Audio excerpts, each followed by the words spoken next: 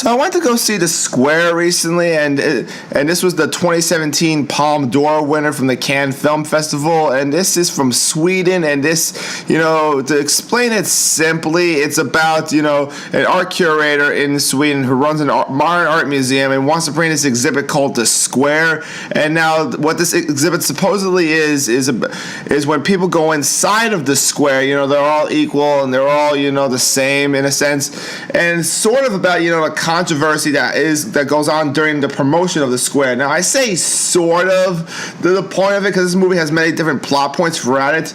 And, let me just get into some of the positives of this movie first. I gotta say that the acting and the cinematography are very well done for this movie. It looks professionally shot. The acting is top notch. And especially Dominic West and Elizabeth Moss really do give off a great chemistry in this movie. I really do have to say.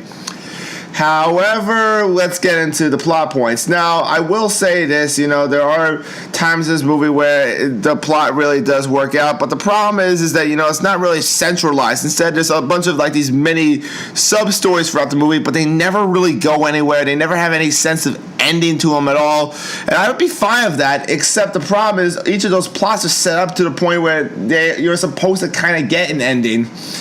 And so that just felt like a bummer. And another thing about The Square is that it's a really weird movie. And again, it fits with the whole theme of modern art and it being, not very based in anything. But the thing is that there are moments in this movie where it's weird for the sake of being weird. And there's no context. There's no explanation. It's just there just to be weird. And it just really confused me throughout the entire picture. I'll give you a quick example. There's this one scene where the curator is inside, a reporter's apartment, and then a monkey just walks in.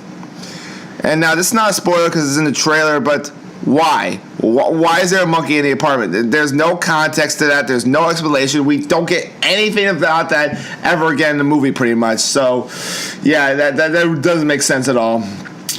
And now I'm not saying I'm against weird movies at all. I'm not. In fact, I love Tony Erdmann, which came out last year, and that also premiered at Cannes, and that also was pretty weird at points, but they had context to it. It had substance. The Square, I feel like they're just trying to shock people and just trying to give us, a philosophical meaning about what is considered modern art, or about, what should we fund as art, what is classified as art. And I mean, I feel like at points, if the movie was just better organized in its ideas, these ideas would make a lot more sense.